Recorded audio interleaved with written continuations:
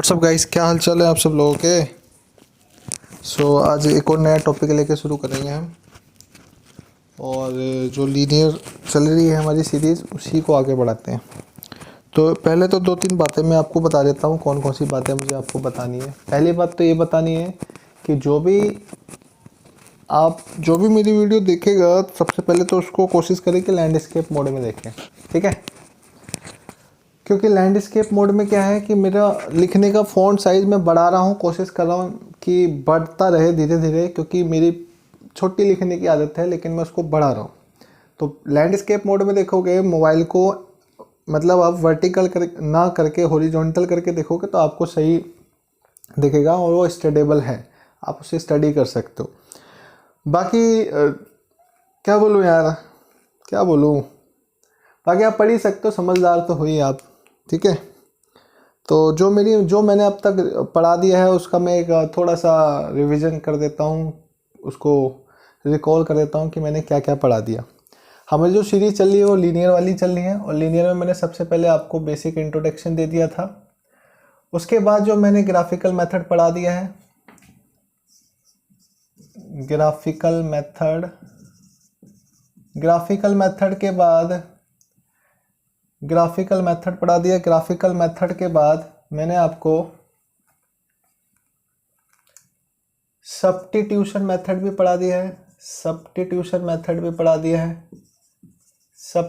Method के अलावा मैंने आपको एलिमिनेशन मेथड भी पढ़ा दिया है। एलिमिनेशन मेथड, और लास्ट क्लास में मैंने आपको पढ़ाया था क्रॉस मल्टीप्लिकेशन मेथड। तो क्रॉस मल्टीप्लिकेशन मेथड, तो मतलब मैंने आपको ऑलमोस्ट मैंने इसके सारे मेथड सिखा दिए, जितने चारों मेथड है चारों सिखा दिए। इसके अंदर मैंने आपको बताया था कि ग्राफ से कैसे करते हो, और इसकी 3 कंडीशन बता चुका हूँ। पहली कंडीशन इसके अंदर बताई थी मैंने आपको कि इक्वेशन के यूनिक सॉल्यूशन हो सकते हैं। मैंने बताया था जब यूनिक सॉल्यूशन होंगे तो ग्राफ आपस में एक दूसरे को काटेंगे, आपस में एक दूसरे को एक पॉइंट पे काटेंगे। ये सारी बातें मैं बता चुका हूँ, मैं रिपीट कर रहा हूँ कि मैंने अब तक क्या क्या पढ़ाया है। यहाँ पर x की कोई दो वैल्यू निकलेंगी, x बराबर a, y बराबर b। एक स्पेसिफाइड वैल्यू होती है a और b के टर्म्स में, कुछ भी हो सकता है, a b c minus a minus b। दूसरा होता है यूनिक सॉल्यूशन के अलावा इनफाइनाइट सॉल्यूशन। इनफाइनाइट सॉल्यूशन को दूसरे नाम से जानते हैं, जिसका नाम है मैनी सॉल्यूशन। मैनी सॉल्यूशन कब होते हैं? जब ओवरलैप कर जाती है लाइन, जब दोनों इक्वेशन के ग्राफ जो होते हैं एक के ऊपर एक सेम ग्राफ बन जाते हैं, तो उसमें क्या होते हैं, इक्वेशन के मैनी सॉल्यूशन होते हैं। इक्वेशन के मैनी सॉल्यूशन, एक मैंने बताया था नो सॉल्यूशन। नो सॉल्यूशन कब होता है? जब इक्वेशन के ग्राफ पैरेलल होते हैं, जब पैरेलल होंगे तो उस केस में नो सॉल्यूशन। फिर सब्स्टिट्यूशन मेथड में मैंने बताया था कि दो इक्वेशन होती है, a1x प्लस में v1y is equal to c1 या minus plus c1 is equal to 0। इसी तरीके से a2x प्लस में b2y plus c2 is equal to 0। और मैंने इसके अंदर आपको बताया था कि किसी भी एक इक्वेशन से एक वेरिएबल की वैल्यू दूसरे वेरिएबल के टर्म्स में, इन टर्म ऑफ y, जिस इक्वेशन से निकालोगे उसके अपोजिट इक्वेशन में पुट कर दोगे, और जब निकालोगे जिस टर्म्स में निकालोगे उसको इक्वेशन थर्ड मानोगे। ये सारी बातें मैं आपको सिखा चुका हूँ, आप मेरी प्रीवियस वीडियो जाके देखोगे, आपको समझ में आ जाएगा। एलिमिनेशन मेथड में मैंने बताया था कि आपको कोफिशिएंट को इक्वेट करना होगा। आपको कोफिशिएंट को क्या करना पड़ेगा? इक्वेट। कोफिशिएंट को इक्वेट या तो x के या y के, फिर उनको ऐड या सब्ट्रैक्ट करके x और y की वैल्यू निकाली जाती है। मतलब आपकी सॉल्यूशन ऐसे होता है। इसके अंदर मैंने बताया था आपको क्रॉस मल्टीप्लिकेशन के अंदर कि a1x प्लस में b1y plus c1 is equal to 0 और a2x plus b2y plus c2 is equal to 0 दिया होता है। तो x के नीचे जो x के अलावा जो कोफिशिएंट बच गए हैं उनको लिख दिया जाता है। इसी तरीके से y के नीचे y के अलावा आगे से c1 c2 और a1 a2, और फिर इसी के आगे 1 अपॉन में जो c के अलावा होते हैं a1 a2 और b1 b2। फिर यहाँ से क्रॉस मल्टीप्लाई माइनस करके एक बार इनको कंपेयर करा के x की वैल्यू निकाल देते, एक बार इनको कंपेयर करके y की वैल्यू निकाल देते। मतलब मैंने चारों मेथड आपको पढ़ा चुका हूँ। इसके ऊपर जो क्वेश्चंस की सीरीज होगी, कभी मैं लास्ट में जब कराऊंगा तो मैं एक बहुत सारे क्वेश्चन उसमें है वो कराऊंगा, मैं आपको बहुत अच्छे अच्छे क्वेश्चन लेकर आऊँगा, तब मैं उसको बहुत सारे अच्छे अच्छे क्वेश्चन के सॉल्यूशन मैं आपको एक क्लास में दूंगा जब कंसेप्ट सारे हो जाएंगे। मैं हालांकि हर क्लास में अच्छे अच्छे क्वेश्चन लेकर आता हूँ, वो आपको कराता हूँ। अब जो मेरे पास जो टॉपिक बच गए हैं वो मेन 2 टॉपिक बच गए हैं। एक कंसिस्टेंसी का टॉपिक बच गया है कि मुझे कब पता लगेगा कि इक्वेशन के यूनिक सॉल्यूशन होंगे। मैं इक्वेशन को देख के ही पता लगा दूंगा कि हाँ इसका सॉल्यूशन होगा नहीं होगा। कब पता लगेगा कि इक्वेशन के इनफाइनाइट सॉल्यूशन होंगे, कब पता लगेगा कि इक्वेशन का नो सॉल्यूशन होगा। मतलब मुझे ग्राफ बनाने की भी जरूरत ना पड़ेगी। मतलब कब कब मैं ये जान पाऊंगा कि यूनिक सॉल्यूशन होंगे, कब कब मैं जान पाऊंगा इनफाइनाइट सॉल्यूशन या मैनी सॉल्यूशन होंगे, और कब कब मैं जान पाऊंगा कि नो सॉल्यूशन होंगे इक्वेशंस के बिना ग्राफ के। ये बात है। तो उस टॉपिक का नाम है consistency, consistency of linear equation, मतलब सुसंगता हिंदी में उसका नाम है। तो आपको जब आप क्वाड्रेटिक इक्वेशन पढ़ोगे, द्विघात समीकरण पढ़ोगे, तो उसके अंदर भी कंसिस्टेंसी चेक की जाती है। अगर आपने कभी सुना हो तो b² - 4ac करके, वहां पर उससे कंसिस्टेंसी चेक करते हैं। लीनियर इक्वेशन में, पेयर ऑफ लीनियर इक्वेशन में कैसे कंसिस्टेंसी चेक करते हैं, ये बात मैं आपको आज की क्लास में सिखाने वाला हूँ। तो हेडिंग डाल लो कंसिस्टेंसी ऑफ लीनियर इक्वेशन या solvability of consistency of linear equation. तो ये हेडिंग आप लगा लीजिए, इसको हम पढ़ेंगे आज की क्लास में। सर ये टॉपिक कैसा है? मैंने कहा ये टॉपिक बहुत ही ज़्यादा आसान है, बहुत ही ज़्यादा सरल है, और इसका क्वेश्चन एग्जाम में आता भी है। 90% चांस है कि कंसिस्टेंसी का क्वेश्चन आपके एग्जाम में हिट कर जाए। लेकिन कंसिस्टेंसी का क्वेश्चन आपके एग्जाम में जब हिट करेगा तो उसके अंदर k की वैल्यू, p की वैल्यू, q की वैल्यू निकालने के लिए देगा, और उसके लिए आपको हल्की सी क्वाड्रेटिक इक्वेशंस की नॉलेज होनी चाहिए। क्यों? क्योंकि जब आप वहां पर भी मल्टीप्लाई करोगे तो क्या पता वो क्वाड्रेटिक में स्क्वायर में चली जाए इक्वेशन। ओहो, ये बात है। चलिए, कंसिस्टेंसी टॉपिक का नाम है कंसिस्टेंसी। ये हम लीनियर का चैप्टर पढ़ रहे हैं, consistency. Linear pair of linear equation में एक छोटा सा टॉपिक है कंसिस्टेंसी। अब मैं आपको बताता हूं कि कंसिस्टेंसी में 3 चीजें देखनी है। मैंने अभी ग्राफिकल मेथड में जो बात बताई उसी को मैं रिपीट करता हूं, उसी का डुप्लीकेशन है, उसी को मैं रिपीट कर रहा हूं, उसी को मैं लिख रहा हूं कि इक्वेशन के if equation has unique solution, अगर इक्वेशन के यूनिक सॉल्यूशन है तो होते हैं तो if equation has many solution, oh my god, many solution का भी केस है। इसको हम कहते हैं इनफाइनाइट सॉल्यूशन। सर ये आसान टॉपिक है, मैंने कहा हाँ ये सिंपल सा ही टॉपिक है। if equation has no solution, मतलब एक मेरे पास यूनिक सॉल्यूशन का टॉपिक बन गया इसके अंदर, एक मेरे पास इनफाइनाइट या मैनी सॉल्यूशन का टॉपिक बन गया, एक मेरे पास बन गया नो सॉल्यूशन का टॉपिक। सर ये आसान टॉपिक है, मैंने कहा ये आसान है, बहुत ही ज्यादा आसान, और पेपर में ये आता भी है। सीबीएसई का फेवरेट टॉपिक है अगर मैं ग्राफ के बाद अगर टॉपिक की बात करूं। इसके अलावा एक एप्लीकेशन बेस्ड क्वेश्चन आ जाता है, एज प्रॉब्लम और फ्रैक्शन प्रॉब्लम, बोट स्टीम के ऊपर 3 क्वेश्चन बनते हैं, उसमें से एक क्वेश्चन यहां से भी हिट कर जाता है।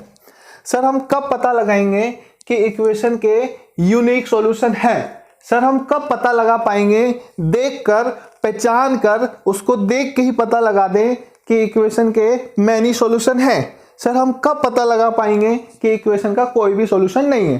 हाँ मैं बताऊंगा ना कब पता लगा पाओगे आप। सबसे पहले आप अपनी पेयर ऑफ लीनियर इक्वेशन लिखिए। पेयर ऑफ लीनियर इक्वेशन होती है a1x प्लस में b1y plus c1 is equal to 0। दूसरी पेयर लिखना है ना a2x प्लस में b2y plus c2 is equal to 0। ये आपके पास पेयर ऑफ लीनियर इक्वेशन है। जब जब जब भी ये कोफिशिएंट a और b1 और b2 और c1 और c2 कांस्टेंट, जब जब भी a1 अपॉन a2 बराबर नहीं होगा b1 अपॉन में b2 के, तब तब इक्वेशन के यूनिक सॉल्यूशन होंगे। सर हमें समझ नहीं आया। मैंने कहा इसमें समझाने वाली कोई बात ही नहीं है। आप देखिए ना, अगर कोई equation 2x plus 3y plus 6 is equal to 0 और 3x प्लस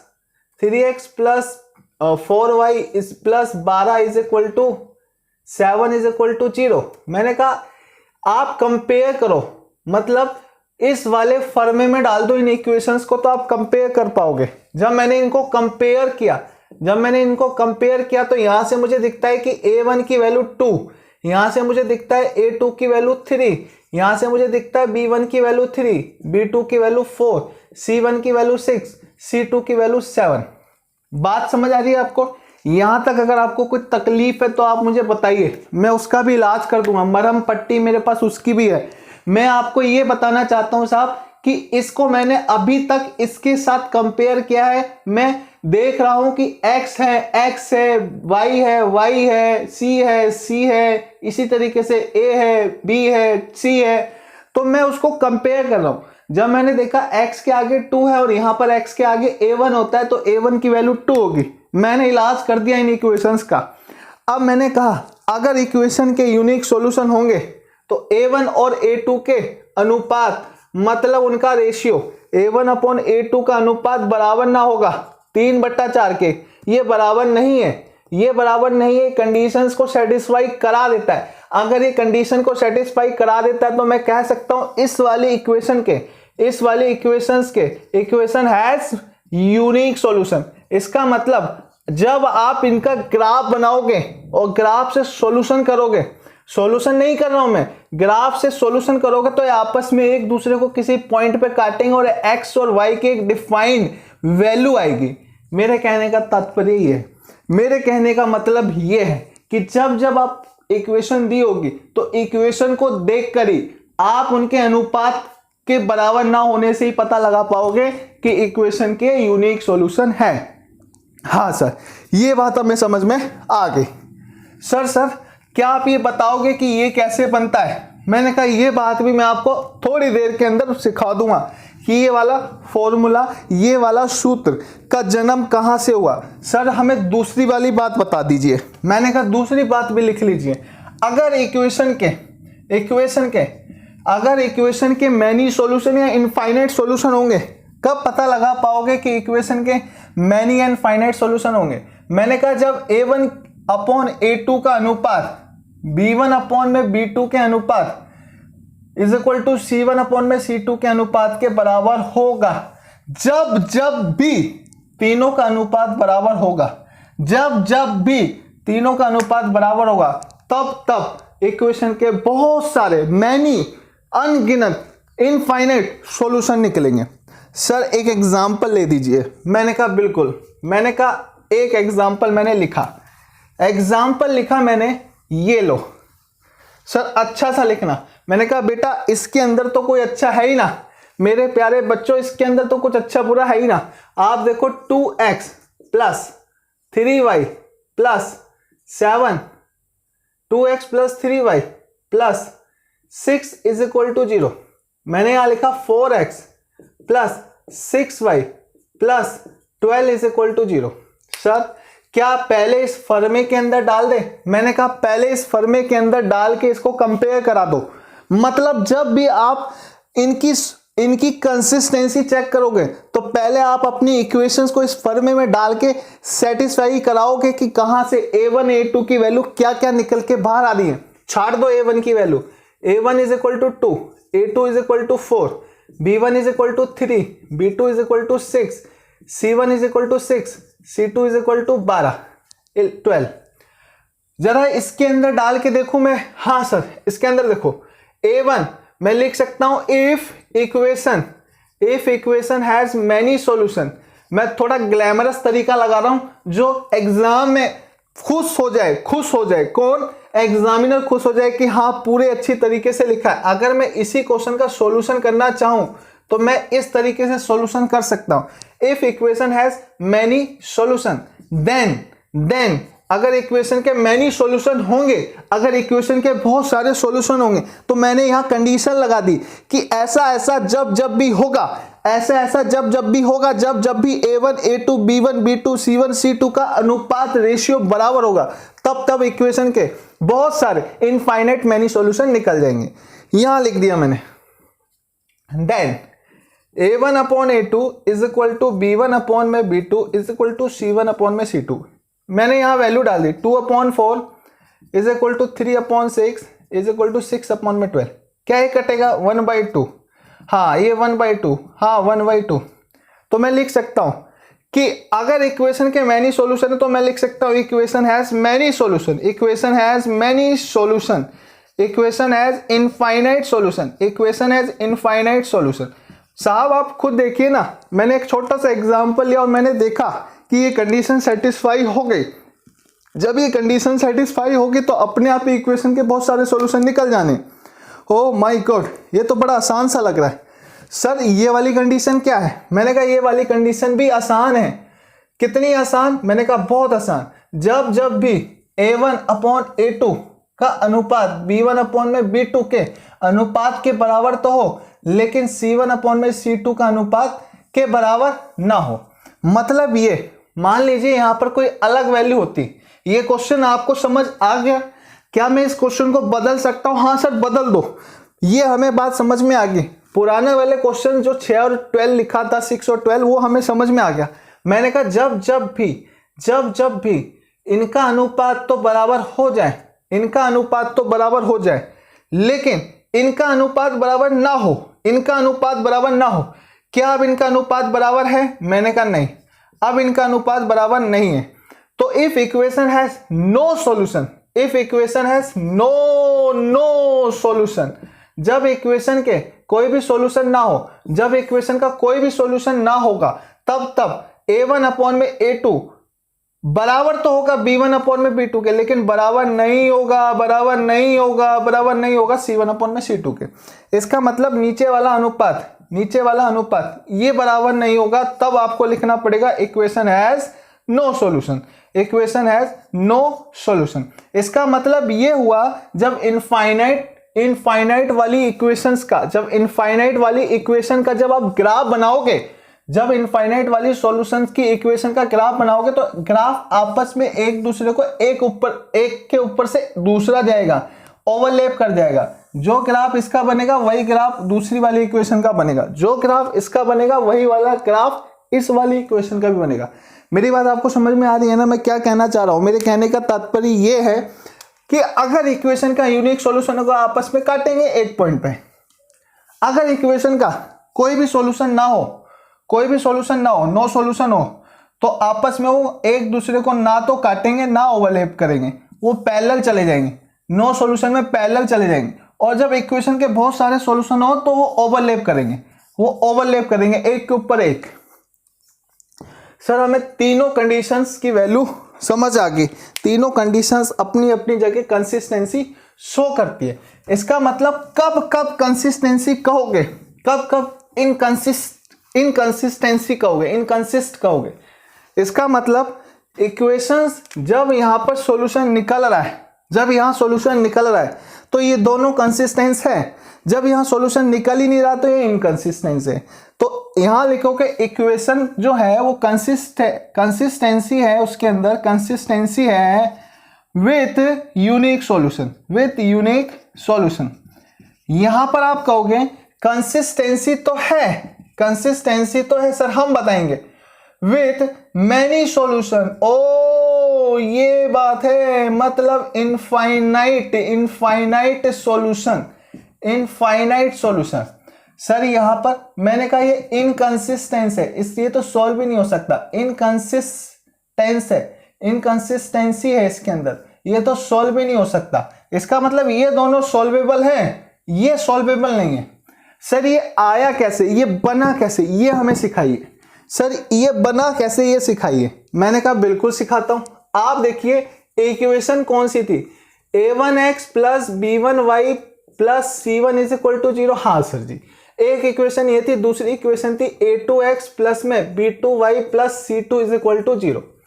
यहां तक कोई दिक्कत है समस्या, बोलो। अगर कोई दिक्कत है यहां तक इक्वेशन लिखने में भी, तो फिर भाई आप अपना इलाज कराओ, फिर कुछ नहीं हो सकता। यहां तक तो मैंने कुछ किया ही नहीं है सर, यहां तक हमें कोई दिक्कत नहीं है। मैंने कहा होनी भी नहीं चाहिए यहां तक कोई दिक्कत। आगे देखिए, मैंने लिखा कि इन दोनों में मैं पहले निकालता हूं x की वैल्यू या y की वैल्यू निकालता हूं।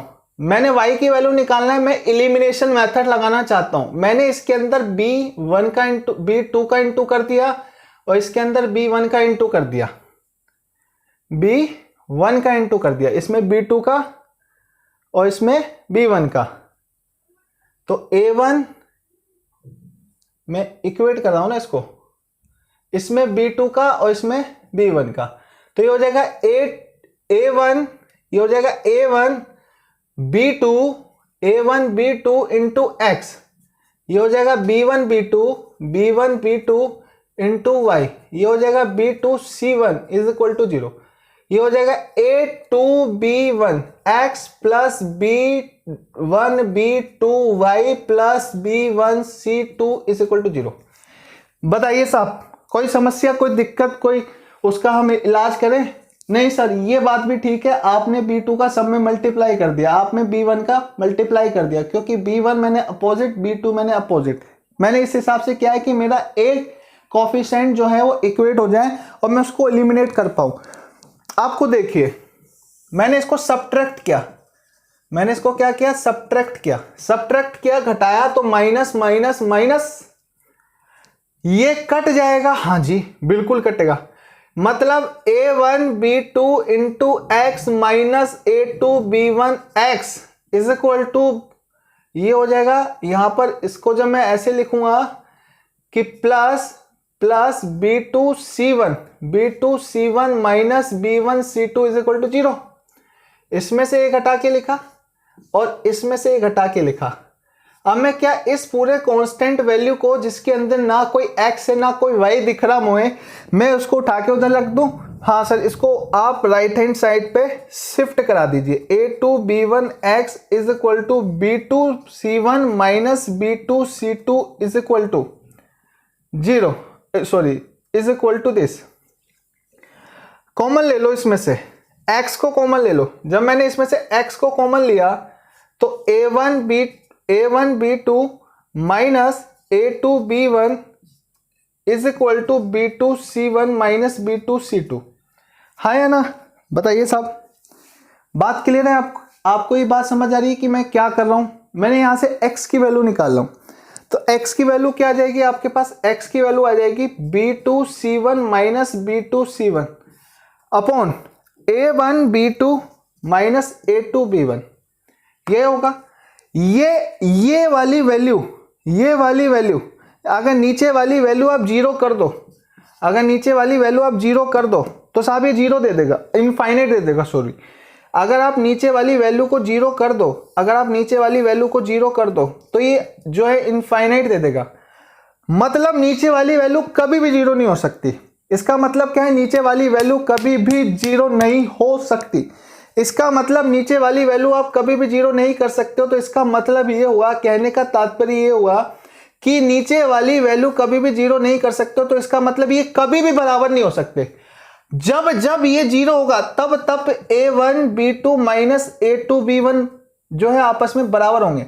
भाई ये 5 होगा तो ये भी 5 होगा, तभी पूरा जीरो होगा। ये 6 होगा तो ये 6 होगा, तभी जीरो होगा। ये 1 होगा तो 1 तभी जीरो होगा। इसका मतलब ये जीरो नहीं होना चाहिए। ये जीरो अगर हो गया तो मेरी x की वैल्यू डिफाइन नहीं हो पाएगी, इनडिफाइंड हो जाएगी। मुझे इसको डिफाइन करना है। मैं चाहता हूं कि x की एक यूनिक सॉल्यूशन निकले। x का यूनिक सॉल्यूशन तभी निकलेगा जब नीचे वाला जीरो नहीं होगा। नीचे वाला कब जीरो नहीं होगा? जब ये दोनों आपस में बराबर नहीं होंगे। तो इन दोनों को आपस में बराबर नहीं होना, इसके लिए नॉट इक्वल टू होना चाहिए। इसका मतलब ये हुआ कि ये वाला नॉट इक्वल होगा a1 b2 is not equal to a2 b1। सब उठा के a2 को नीचे डाल दो, a1 अपॉन में a2 not equal to b1 के नीचे b2 लिख देता हूं। यही तो मेरे पास यूनिक सॉल्यूशन था। इसी तरीके से आप इसको भी बना सकते हो, आपकी एनसीईआरटी में बहुत तमीज से लिखा हुआ है। हाँ या ना बताइए भैया। अगर आप इसको बराबर कर दोगे, जब आप इसको बराबर कर दोगे तो इनफाइनाइट इनडिफाइंड इन्फिनिटी शो कर देगा। इन्फिनिटी के लिए दोनों बराबर होने चाहिए, बराबर होने, और C1 और C2 भी बराबर होने चाहिए, ऊपर वाले भी C1 और C2 भी बराबर होने चाहिए। तो इसका मतलब ये है, इसका मतलब ये है कि आपको हमेशा a1 upon a2 not equal to b1 upon b2 होगा। हाँ सर ये होगा। दूसरा a1 upon a2 b1 upon b2 c1 upon c2 जब इक्वल होगा तो मैनी सॉल्यूशन होंगे। जब a1 upon a2 b1 upon में b2 तो इक्वल हो लेकिन c1 अपॉन c2 के इक्वल ना हो तो उसके इक्वेशन के नो सॉल्यूशन निकलेगा। सर हमें आपकी ये बातें समझ में आ गई। हमें ये भी पता लग गया कि इन फॉर्मूलों का जन्म इनको सॉल्व करके ही निकाला जाता है। ये जो स्टैंडर्ड इक्वेशन होती है इन्हीं को सॉल्व करके तीनों के तीनों मेथड्स की कंसिस्टेंसी चेक की जा सकती है। सर आपने कहा कि के वाले क्वेश्चन आते हैं, एक दो क्वेश्चन कराइए और हमें समझाइए कि कंसिस्टेंसी हम देख के ही पता लगा दें। मैंने कहा कंसिस्टेंसी देख के पता लगा, बस यही तो बातें हैं। आपको बस दिमाग के अंदर फिट कर लो कि ये सारी बातें अगर आपके दिमाग में फिट है तो आप देख के ही पता लगा दोगे कि इक्वेशन के कितने सॉल्यूशन होंगे। क्या इक्वेशन के अनगिनत सॉल्यूशन निकलेंगे? क्या इक्वेशन के एक भी सॉल्यूशन नहीं निकलेगा, नो सॉल्यूशन होगा? क्या इक्वेशन के यूनिक सॉल्यूशन होगा? क्या इक्वेशन का ग्राफ बना पाएंगे आप जिसमें वो आपस में एक दूसरे को काटें? क्या इक्वेशन के ग्राफ पैरेलल जाएंगे? आप देख के ही पता लगा सकते हो। देखिए क्वेश्चन क्या दिया? क्वेश्चन दिया है, मैं इसको थोड़ा बढ़िया से साफ कर देता हूं। क्वेश्चन दिया है आपके पास,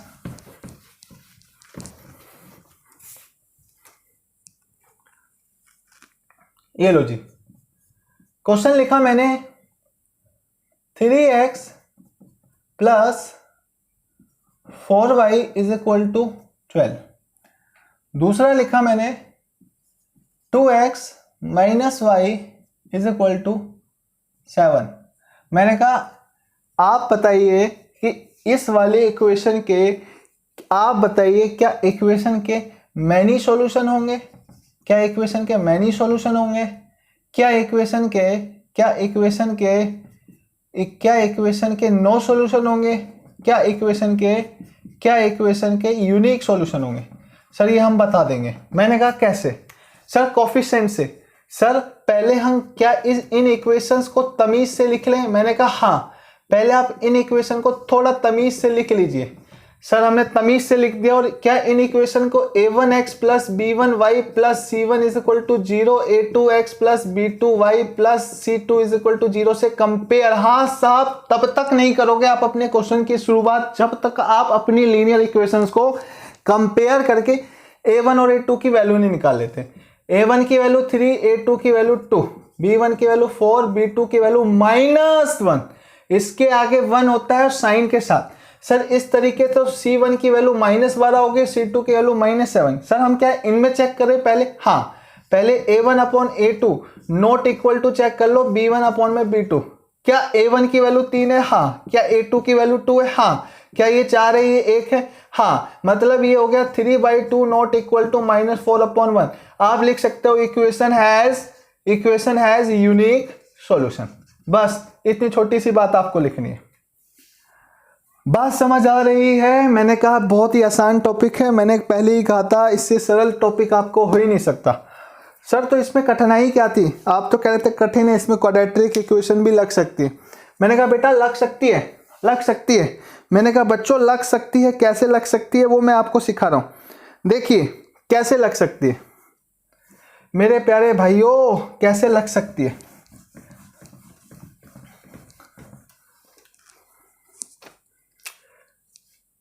अगर क्वेश्चन ने दे दिया फाइंड द वैल्यू ऑफ के, के की वैल्यू निकालिए इफ, तो क्वेश्चन बता रहा है if equation has unique solution. Question बता रहा है कि इक्वेशन के यूनिक सॉल्यूशन है। क्वेश्चन में आपको पहले ही बता दिया गया है कि यूनिक सॉल्यूशन है और के की वैल्यू निकालिए, के की वैल्यू निकालिए। क्वेश्चन क्या दिया है, K X plus 12 plus 3 12y plus 3 is equal to 0। यहां दिया है 3x plus ky plus 9 is equal to 0। मतलब आपसे बोला गया है, ये पूरा एक ही क्वेश्चन है, आपसे बोला गया है कि इस इक्वेशन के यूनिक सॉल्यूशन है, के की वैल्यू ज्ञात कर दीजिए। कहने का तात्पर्य है जब आप इसका सॉल्यूशन बनाओगे, लो जी सॉल्यूशन, क्या मैं यहाँ सॉल्यूशन बनाऊं? पहले मैं क्वेश्चन को आपको और बता देता हूं कि क्वेश्चन में क्या बोल रहा है। क्वेश्चन चाहता है आपसे के की वैल्यू निकलवाना और आपको बोला है कि इस वाली इक्वेशन के यूनिक सॉल्यूशन है, तो आपके दिमाग में ना तो नो सॉल्यूशन जाना चाहिए, क्योंकि क्वेश्चन में दे दिया कि इस इक्वेशन के यूनिक सॉल्यूशन ही है, तो ना तो आप नो सॉल्यूशन पे जाओगे, ना ही आप इनफाइनाइट सॉल्यूशन पे जाओगे। इनफाइनाइट सॉल्यूशन पे जाओगे, आप अपने क्वेश्चन को यूनिक सॉल्यूशन से ही शुरू करोगे। सॉल्यूशन में सबसे पहले आपके पास क्या दिया, इक्वेशन, तो K X plus 12y plus 3 is equal to 0।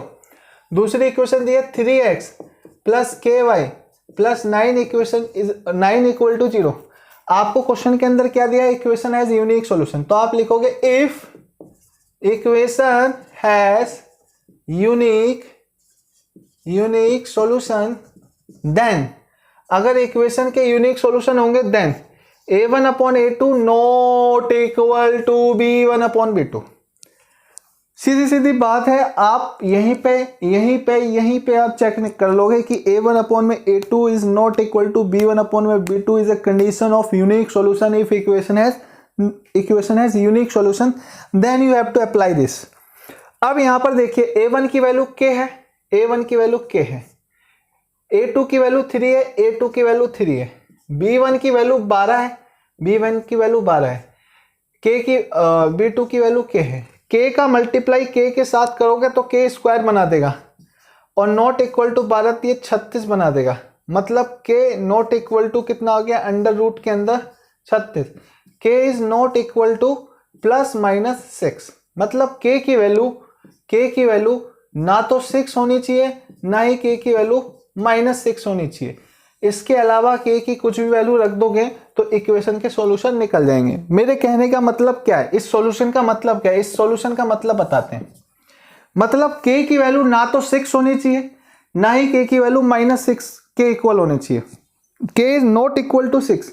अगर k की वैल्यू आप यहाँ 6 रख दोगे, कहने का तात्पर्य क्या है, कहने का अभिप्राय ये है कि k की वैल्यू अगर आप 6 रख दोगे, अगर आप अपनी इक्वेशन को ये बना दोगे, अगर आप अपनी इक्वेशन को ये बना दोगे 6 रख के, तो ये इक्वेशन सॉल्व नहीं हो सकती। मतलब इस इक्वेशन के एक हल नहीं आ सकता, एक्स और वाई के एक पर्टिकुलर डिफाइंड वैल्यू नहीं होगी। आप खुद देखिए, आप इनका रेशियो लिए 6/3, 12/6, 3/9, ये कितना हो गया, 3 दूनी 6, 6 दूनी 12। ये दोनों तो बराबर आ गए, लेकिन इसके बराबर नहीं आए, है ना। तो ये वाली कंडीशन होगी नो सॉल्यूशन की, क्योंकि आपस में ये दोनों तो बराबर हैं, ये दोनों तो बराबर हैं, लेकिन ये इसके बराबर नहीं है, वो नो सॉल्यूशन की कंडीशन होती है। सेम टू सेम जब आप माइनस लगा दोगे, तो यहाँ माइनस, ये दोनों तो बराबर हो रहे, लेकिन इसके बराबर नहीं हो रहे। इसके बराबर होते तो मैं कहता बहुत सारे सॉल्यूशन होंगे। तो यहाँ पर यूनिक सॉल्यूशन के केस में k की वैल्यू 6 नहीं होनी चाहिए, 6 के बराबर नहीं होनी चाहिए। उसके अलावा k is any real number, k is equal to any real number except +/6। k की वैल्यू कोई भी रियल नंबर हो सकती है, k की कोई भी रियल नंबर हो सकती है +/6 के अलावा। मतलब k की आप कोई भी वैल्यू रख दीजिए, ना तो 6 के बराबर रखिए, ना ही -6 के बराबर रखिए। 6 के बराबर और -6 के बराबर रखने पर यूनिक सॉल्यूशन नहीं देगा। Are you getting my point? मैं क्या कहने का प्रयास कर रहा हूं, मैं क्या समझाने का प्रयास कर रहा हूं। सर हमें आपकी बात समझ में आ गई है। आप एक दो क्वेश्चन और करा दीजिए। मैंने कहा बिल्कुल, आप डिमांड करो मैं ना कराऊं, मैं आपकी तौहीन कर ही नहीं सकता। आप एक बोल रहे हो, मैं दो मारूंगा क्वेश्चन। कहां पर? मैंने कहा ब्लैक बोर्ड पर छाप के मारूंगा। हाँ सर, आप करा दीजिए दो क्वेश्चन। लो साहब, दो क्वेश्चन लिए। सर क्या के वाले कराओगे? मैंने कहा बेटा वो तो आप कर ही लोगे, सिंपल सिंपल मेरे प्यारे भाइयों दोस्तों। कौन से कर लोगे आप? जैसे सिंपल वाले question, 2x plus 3y is equal to 7, 6x plus 5y is equal to 11। आपसे कंसिस्टेंसी पूछ रहा है, तो सबसे पहले तो आप क्या करो, -7 is equal to 0 is equal to 0, यही होगा बच्चों। ये हो जाएगा 2/6। देखो मेरे मुंह से ना निकलता है बच्चों या बेटा, तो मेरा कोई वो इंटेंशन नहीं होता, तो उसके लिए मुझे माफ़ कर दिया करो। 2/6 3/5 नॉट इक्वल है 1/3, नॉट इक्वल है 3/5। इसका मतलब इस इक्वेशन के यूनिक सॉल्यूशन है। बस ऐसे क्वेश्चन तो आपको करने ही नहीं है, बस लिखने का तरीका सीखना है कि equation has unique solution if this. तो मुझे के वाले 2-3 क्वेश्चन करा देते हैं आपको। फाइंड द वैल्यू ऑफ के, फाइंड द वैल्यू ऑफ के find the value of k if equation has unique solution, if equation has infinite solution, kx minus plus kx plus 3y minus k minus 3 is equal to 0, 12x plus ky minus k is equal to 0। अब यहाँ देखिए मैं क्या बताना चाहता हूँ यहाँ पर कि इस वाली इक्वेशन के मैनी सॉल्यूशन है। क्वेश्चन में लिखा है equation has many solution, equation has many solution. Find the value of के, फाइंड द वैल्यू ऑफ के, फाइंड द वैल्यू ऑफ के की वैल्यू आपको निकालनी है। ये आपके पास क्वेश्चन है। सबसे पहले आप इन इक्वेशंस को, जब आप इसका सॉल्यूशन बनाना शुरू करोगे, जब आप पहले तो क्वेश्चन को एक बार बढ़िया से तमीज से तरीके से पढ़िए। इसने लिखा है कि ये जो इक्वेशन है kx plus 3y minus k minus 3 is equal to 0, 12x plus ky minus k is equal to 0 के मैनी सॉल्यूशन, इनफाइनाइट सॉल्यूशन है। Find the value of K. अब आप सॉल्यूशन लिखना शुरू कीजिए। kx plus 3y minus k minus 3 is equal to 0, 12x plus ky minus k is equal to 0। तो आपको पता है कि पहले आप a1 a2 b1 b2 और c1 अपॉन में c2 की वैल्यू निकालोगे। पहले आप लिख लीजिए इसको, if equation has many solution, if equation has many solution then, अगर इक्वेशन के बहुत सारे सॉल्यूशन है देन a1 अपॉन में a2, b1 अपॉन में b2, c1 अपॉन में c2, ये तीनों आपस में बराबर होंगे। तीनों आपस में क्या होंगे? बराबर। कंपेयर कर दीजिए a1 अपॉन में a2 में कंपेयर करके यहाँ पर वैल्यू लिख देता हूँ। क्या क्या है? kx plus 3y minus k minus 3 is equal to 0 है। दूसरी इक्वेशन क्या है? 12x plus ky minus k is equal to 0। इसको जब कंपेयर करोगे a1x प्लस में b1, इसको जब कंपेयर करोगे तो a1x प्लस में a1x plus b1 y plus c1 is equal to 0, a2x plus b2y plus c2 is equal to 0। मतलब कंपेयर करो आप इन वाली इक्वेशंस को इस वाली इन वाली इक्वेशन से कंपेयर करो। सर ये तो हमें दिख ही रहा है कि a1 की वैल्यू k है, a2 की वैल्यू 12 है, b1 की वैल्यू 3 है, b2 की वैल्यू k है, c1 की value minus bracket k minus 3 है, c2 की वैल्यू माइनस का k। मैंने कहा बहुत बढ़िया, आपको पता लग गया, कंपेयर कर दिया आपने। बस इस वाले इनकंसिस्टेंसी के जो भी रूलिंग है उसके अंदर मैंने इसको फिट कर दिया। k upon 12 is equal to 3 upon में k is equal to minus k minus 3, k minus 3 बाहर और माइनस का k, ये माइनस आपस में कट जाएगा, ये माइनस से माइनस कट गया, माइनस माइनस आपस में कट गया। पहले इन दोनों को लेके देखते हैं। मतलब k अपॉन में 12 इज इक्वल टू 3 अपॉन में k square is equal to 36, k is equal to 36 का under root, k is equal to plus minus 6। जब प्लस 6 के साथ इंटू करते हो तब भी 36 आता है, जब -6 के साथ इंटू करते हो तब भी 36 आता है, इसलिए 36 के दोनों रूट होंगे। एक बार इनको भी कंपेयर करके देख लो, इनको भी कंपेयर करके देख लो। जिनको कंपेयर करके देखना है यही 6 और -6 ही निकलेंगे। मैं ये वाला कंपेयर कर देता हूँ, ये वाला 3 upon k is equal to k minus 3 upon में k। सर ये हमें सॉल्व करना पड़ेगा, हाँ बेटा सॉल्व भी करना पड़ेगा। 3k is equal to k square minus 3k। इसका मतलब यहाँ से ये आपके पास हो जाएगा, देखो 6k is equal to k square, एक k कट गया, k इज इक्वल टू कितना गया 6। आप अगर इन दोनों को भी सॉल्व करोगे तो भी या तो 6 आएगा या -6 आएगा। सो k की क्या वैल्यू आ गई, k की दो वैल्यू कौन सी आ गई, +6 और -6। तो इक्वेशंस के जब मैनी सॉल्यूशन है तो आपसे k की वैल्यू पूछ ली। इसी तरीके से जब इक्वेशन के नो सॉल्यूशन होंगे तो k की एक वैल्यू इक्वेट, अगर मान लो इसी के अंदर बोलता नो सॉल्यूशन तो k की वैल्यू जो है यहाँ पर नॉट इक्वेट के साथ एक निकालते।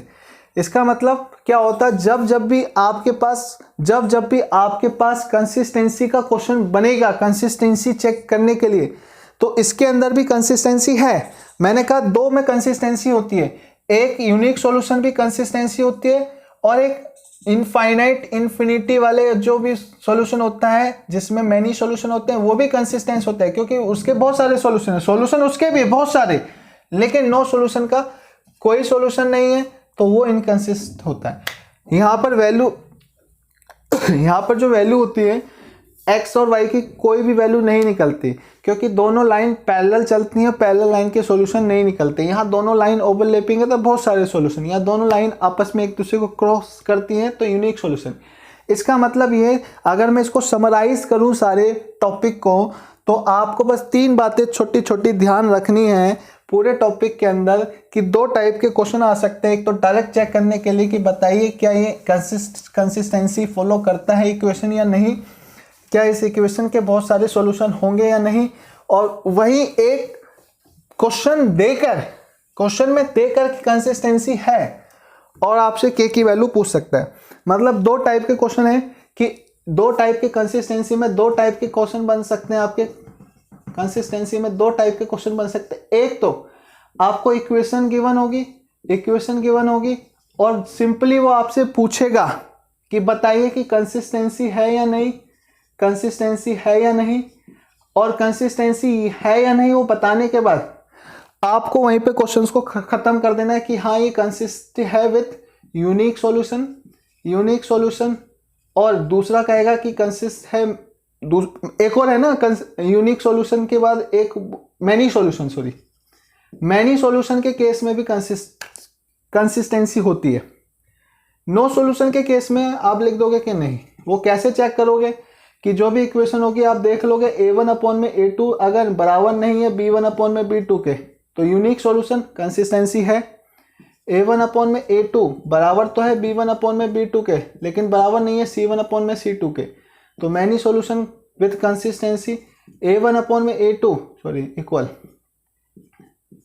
Is equal to b1 upon में b2 not equal to c1 upon में c2, तो नो सॉल्यूशन। इसका मतलब इक्वेशन गिवन होंगी आपके पास और आपसे कंसिस्टेंसी पूछेगा, आप पहले बताओगे हाँ या ना। वो कैसे चेक करोगे, ये कंडीशन लगाओगे, अगर सेटिस्फाई करती है बराबर नहीं आते तो यूनिक सॉल्यूशन कंसिस्टेंसी, ये कंडीशन लगाओगे, अगर तीनों बराबर आ जाते हैं मैनी सॉल्यूशन विद कंसिस्टेंसी, ये कंडीशन लगाओगे, अगर दोनों बराबर और पीछे वाला नहीं बराबर, रेशियो बराबर नहीं आ रहा तो यहाँ पर ये कंसिस्टेंसी नहीं होगा। ठीक है, इसका कोई सॉल्यूशन नहीं होगा। दूसरा, आपके पास इक्वेशन तो गिवन होंगी, लेकिन उसमें एक आध कोफिशिएंट की जगह k होगा, with k, equation given with coefficient of k, k के कोफिशिएंट के साथ इक्वेशन गिवन होगी। आप खुद बताइए, अगर k के साथ इक्वेशन दी हुई है इस तरीके से अगर आपके पास k के साथ इक्वेशन दी हुई है x plus ax plus K Y plus C two is equal to 0, और साथ में इक्वेशन गिवन होंगी, साथ में आपको एक मेथड गिवन होगा कंसिस्टेंसी का कि हाँ ये इक्वेशंस के एक मेथड गिवन होगा। कौन सा मेथड? एक तरीका बता देगा कि इक्वेशन के यूनिक सॉल्यूशन है, इक्वेशन के मैनी सॉल्यूशन है, या इक्वेशन के नो सॉल्यूशन है। उसके हिसाब से फिर आपको k की वैल्यू कैलकुलेट करनी पड़ेगी, k की वैल्यू कैलकुलेट करनी पड़ेगी। कंसिस्टेंसी में 2 टाइप के क्वेश्चन आपके बनते हैं। बात क्लियर है? मैंने आपको ऑलमोस्ट जो पढ़ाना था इस चैप्टर का पेयर ऑफ लीनियर इक्वेशन का जो ऑलमोस्ट इंपॉर्टेंट पार्ट था लीनियर इक्वेशंस का, वो मैंने पढ़ा दिया। मैंने आपको ग्राफिकल मेथड भी पढ़ा दिया, आप वीडियो देख सकते हो। मैंने आपको एलिमिनेशन मेथड भी पढ़ा दिया, एलिमिनेशन मेथड। मैंने आपको सब्स्टिट्यूशन मेथड भी पढ़ा दिया, क्रॉस मल्टीप्लिकेशन मेथड भी हो गया, मल्टीप्लिकेशन मेथड, और एक लास्ट कंसिस्टेंसी चेक करने के लिए भी जो भी टर्म्स एंड कंडीशंस होती हैं वो सारी टर्म्स एंड कंडीशंस भी बता दी। अब बचा क्या? एप्लीकेशन बेस्ड क्वेश्चन बच गए। Application based question. Sir application based question क्या है? एप्लीकेशन बेस्ड क्वेश्चन आपके पास है एज वाले क्वेश्चन। ओहो सर इस हिसाब से तो नंबर वाले क्वेश्चन भी होंगे। मैंने कहा यस। सर इस हिसाब से तो फ्रैक्शन वाले क्वेश्चन भी होंगे। मैंने कहा हाँ। इस हिसाब से तो बोट वाले क्वेश्चन भी होंगे। मैंने कहा हाँ। इसी टाइप के इस मार्वल्स वाले क्वेश्चन भी होंगे। मैंने कहा जी हाँ। इस टाइप के क्वेश्चन आपके बच गए, इस टाइप के क्वेश्चन बच गए हैं।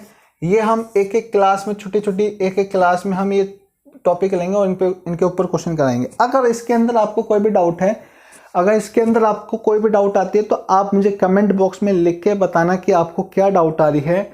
मैं आपकी सारी डाउटें उन सब का अच्छे से बढ़िया से इंजेक्शन लगा के इलाज करूँगा। जो भी बीमारी होगी वो सारी बीमारियाँ दूर करूँगा। अच्छा वाला इंजेक्शन लगाऊंगा जिससे आपको सारी बातें समझ में आए।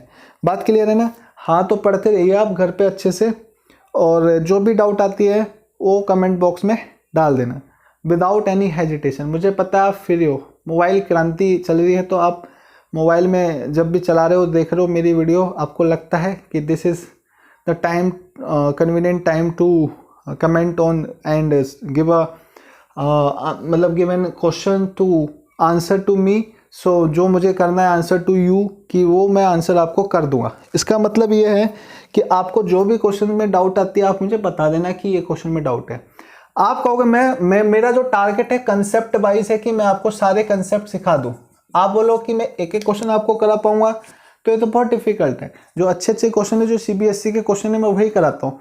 मैं क्वेश्चन कर रहा हूँ, मेरे पास सारी बुक्स का कलेक्शन लेके बैठा हूँ कि जो क्वेश्चन अच्छा है, जो टॉपिक अच्छा है, जो कंसेप्ट अच्छा है, मुझे वो करा के आगे बढ़ना है। ऐसा नहीं कि मैं भागते धड़ाधड़ मैंने लिखा हाँ हो गया।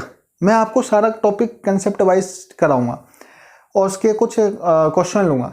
आप बोलोगे कि सर एक्सरसाइज 3.1 का 5वां क्वेश्चन बता दो, तो मैं बता दूंगा, लेकिन उससे पहले मैं आपको कंसेप्ट सिखाऊंगा, उसके पीछे का लॉजिक सिखाऊंगा, उसके पीछे का तर्क सिखाऊंगा, उसके पीछे की बातें बताऊंगा, क्योंकि वो आप जिंदगी भर याद रखो कि हाँ ऐसा होता है, ओहो ऐसा इसलिए हुआ, तो वो आपके दिमाग में लॉन्ग टर्म रहेगा, वो आपके साथ हमेशा अटैच हो जाएगा कि हाँ ये आपने, क्योंकि उसका एक प्रॉपर रीजन, उसका प्रॉपर लॉजिक, उसका प्रॉपर तर्क सीखा है। चलिए टेक केयर, बाय बाय, पढ़ते रहिए, सलाम।